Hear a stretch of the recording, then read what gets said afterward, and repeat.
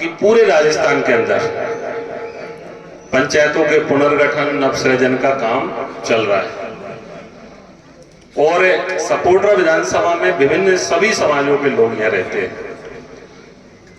इस सपोटरा विधानसभा से भी मैंने 22 ग्राम पंचायतों का निर्माण किया है। मैंने प्रपोजल सरकार के पास में भेजा है। मेरी कोशिश रही है चाहे कोई भी समाज का व्यक्ति हो, हर समाज का उसमें प्रतिनिधित्व उन पंचायतों के अंदर होना चाहिए। उनको भी ये लगना चाहिए कि हमारे समाज को ध्यान में रखते हुए पंचायतों का गठन किया है।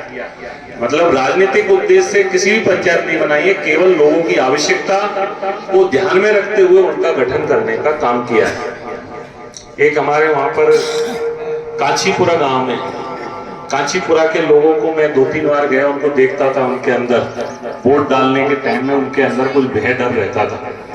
मेरा बीच में काफी बार जाना हुआ, मुझे लगा मौका मिलेगा तो कांचीपुरा को पंचायत बनाएंगे।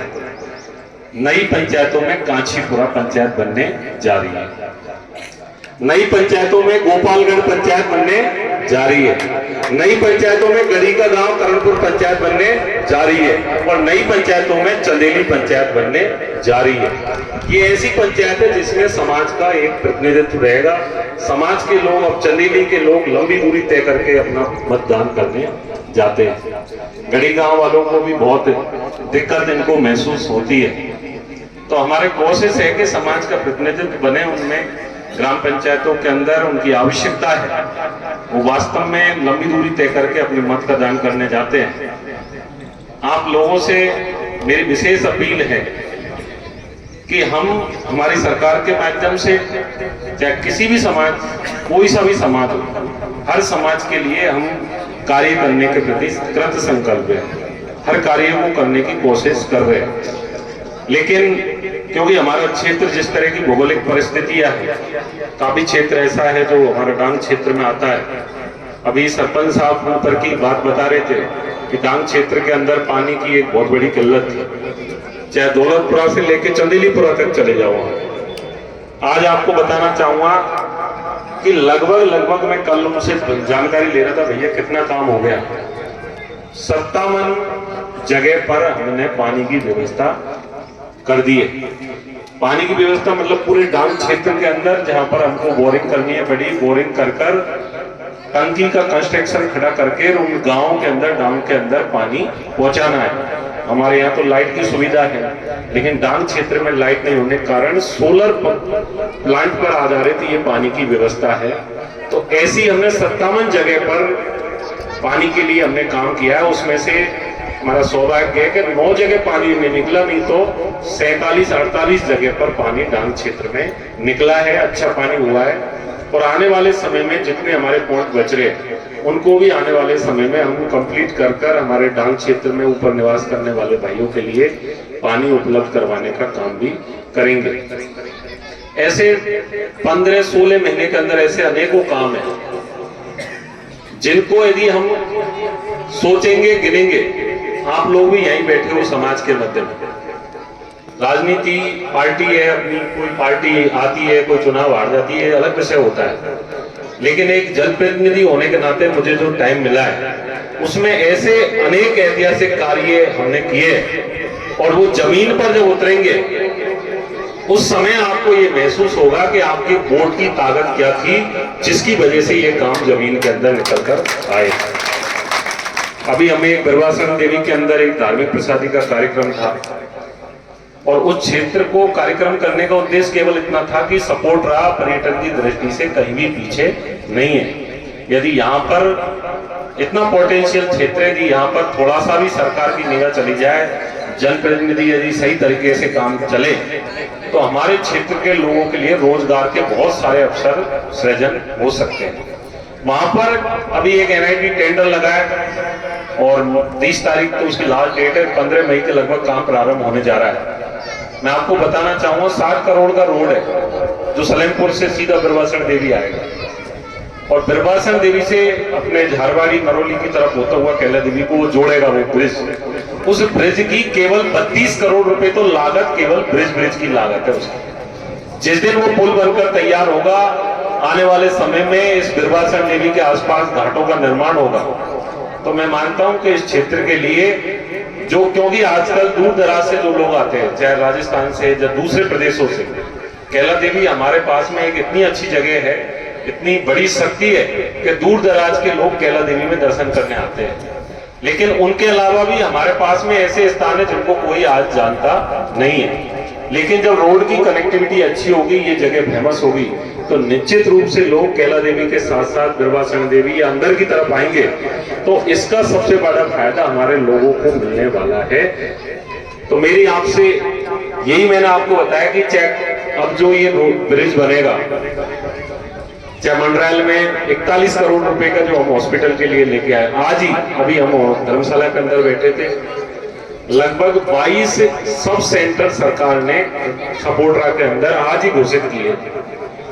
उनकी टेंडर की प्रक्रिया चालू की है आज। और मुझे लग रहा है ज्यादातर डांग क्षेत्र के, मंडरायल के, करणपुर के, सपोटरा के तमाम जगह के उसमें सब सेंटर है।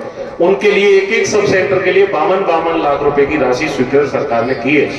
और आने वाले समय में इस जगह मेडिकल की, स्वास्थ्य की सुविधाएं हमारे बहन बेटियों को, हमारे क्षेत्र के लोगों को मिलेगी। चाहे मेडिकल का क्षेत्र हो, चाहे सड़क का आने वाले समय में बहुत बड़ा जाल आपको इस सपोटरा के अंतर्गत देखने को मिलेगा। चाहे रोड परिवहन की आप बात करो, आप सपोटरा से आज कहीं भी जाना हो, आज बताना चाहूंगा 12 बस के लगभग सपोटरा से आज चल रही है। ये सपोटरा ही है, जब पहले एक भी बस नहीं चलती थी, आज 12 बस तो सपोटरा से दूर दराज के लिए जाती है। कल रोडवेज बस स्टैंड का शिलान्यास हुआ और 8 महीने में उनको बनाकर देना है। अभी कैला देवी के लिए भी रोडवेज बस स्टैंड की घोषणा हुई है। मैं आपको बताऊंगा आने वाले समय के लिए सपोटरा के क्षेत्र से ही हम बहुत दूर दराज के ऐसे जगह की यात्रा करने को हमको मिलेगी जहाँ के लिए आज हमारे पास साधन नहीं है, या साधन है तो हम 2-2, 3-3 जगह साधन बदलकर वहां पहुंचते हैं। उन क्षेत्रों में भी आपको जाने का मौका मिलेगा। नई नई पंचायतें बनना, छोटी पंचायतें बनना, जो सरकार की स्कीम है, चाहे केंद्र की हो चाहे राज्य की हो, उन स्कीमों का फायदा हमारे लोगों को डायरेक्ट बेनिफिट उसका मिलेगा। आज बहुत सी ऐसी पंचायतें जिसमें 9-9, 10-10, 12-12 गांव हैं एक पंचायत के अंदर। अब वो एक पंचायत के अंदर 12 गांव है और वहां सरपंच है, वो जो काम कर रहा है उसका यही पता नहीं लग रहा कि इसके काम आ खा रहे, किधर हो रहे, किनको फायदा मिल रहा है। लेकिन यदि 2-2, 3-3 गांवों की एक पंचायत बनेगी तो निश्चित रूप से जो दूर दराज, जो महात्मा ज्योतिबा फूले की सोच है, बाबा साहब अम्बेडकर की सोच है कि अंतिम पंक्ति में बैठे हुए व्यक्ति को उसका फायदा मिले, तो वो फायदा तभी मिलेगा जब इन इकाइयों का, छोटी इकाइयों का निर्माण होगा, ताकि सरकार की जो बेनिफिट है, सरकार की योजनाएं हैं, उनका सीधा डायरेक्ट बेनिफिट उन लोगों को मिले। आज आपके बीच में यहाँ उपस्थित हुए और महात्मा ज्योतिबा फूले की जयंती में, तो मैं आपसे 2-3 मेरी बातें हैं, उनमें से एक यही है कि आप समाज के बंधु मिले आकर यहाँ पर जो हमें हॉलों का निर्माण करवाना है वो भी हम काम प्रारंभ करेंगे। और भी आपकी कोई बात है, अभी तो आपने मुझे यहाँ कुछ ऐसा बताया नहीं, यदि ऐसी बात होगी तो उसको भी समय अनुसार आपका करने का हम कार्य करेंगे। बाकी आप सबसे, सामाजिक बंधुओं से मेरी इतनी प्रार्थना है, आपस में सहयोग से रहे, भाईचारे से रहे। कोई भी भाई जिसकी कोई समस्या है, बिना किसी व्यक्ति को, बिना किसी ऊंचे पहुंच वाले को लाए बिना डायरेक्टली भी मेरे से मिल सकता है। मैं तो आपके पास में सहज सरल उपलब्ध रहता हूं। बाकी आप सबका प्यार, प्रेम, स्नेह, भाईचारा आपका बना रहे। आप सबने इस कार्यक्रम में मौका दिया, उसके लिए सभी सामाजिक बंधुओं का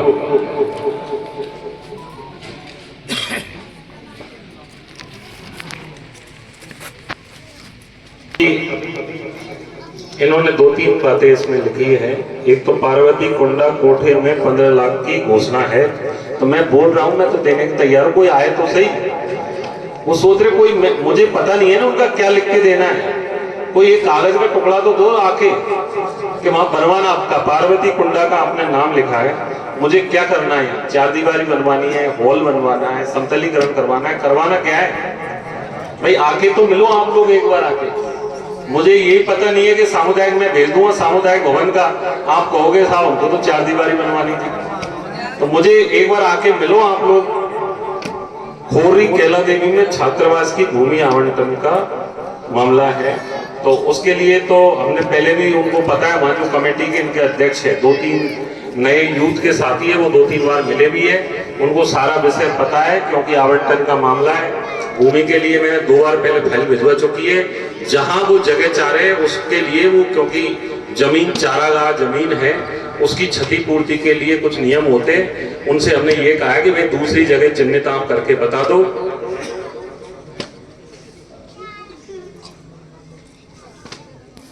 को राजेश्वरी ग्राम में नाम परिवर्तन